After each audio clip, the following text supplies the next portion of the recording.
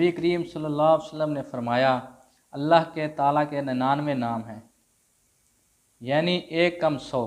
جس شخص نے ان ناموں کو یاد کیا وہ ابتدا ہی میں بغیر عذاب کے جنت میں داخل ہوگا۔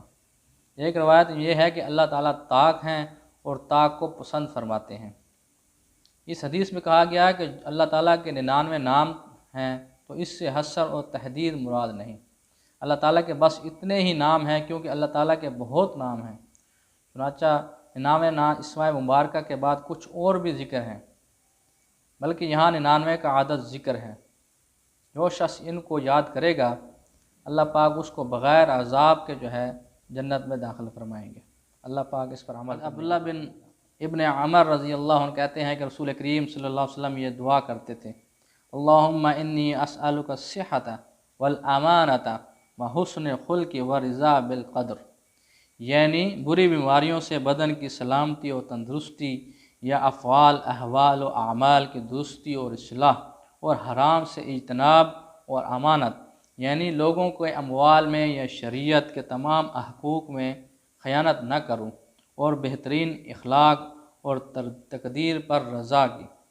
حضرت ام سلمہ رضی اللہ عنہ کہتی ہیں کہ نبی کریم صلی اللہ علیہ وسلم فجر کی نماز کے بعد یہ دعا مانگتے تھے، اللہم انا اسألک علما نافعا وعملا متقبلا ورزقا طیبا۔ اللہم انی اسألک علما نافعا وعملا متقبلا ورزقا طیبا، یعنی اے اللہ میں تجھ سے مانگتا ہوں نفع دینے والا علم قبول فرما، اور قبول کیا جانے والا علم اور عمل اور حلال رزق۔ اے اللہ میں تجھ سے مانگتا ہوں نفع دینے والا علم، قبول کیا جانے والا عمل اور حلال رزق۔ حضرت ابن عباس رضی اللہ عنہ سے روایت ہے کہ حضور اکرم صلی اللہ علیہ وسلم نے فرمایا کہ جو شخص استغفار کو کثرت کرتا ہے اللہ پاک اس کے لیے ہر تنگی سے رستہ نکال دیتے ہیں۔ اللہ کے نبی نے فرمایا کہ وہ خوش بخت ہے وہ انسان کہ جس کے اعمال نامے کے اندر استغفار کی کثرت ہے۔ استغفار کو اپنے اوپر وہ لازم پکڑ لیں، اللہ پاک اس کو وہاں جیسے رزق دیتا ہے جہاں سے اس کو وہم و گمان بھی نہیں ہوتا۔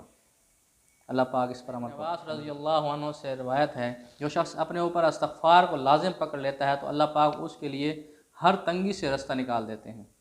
استغفار کو اپنے اوپر لازم جو پکڑ لیتا ہے اللہ پاک اس کے لیے ہر تنگی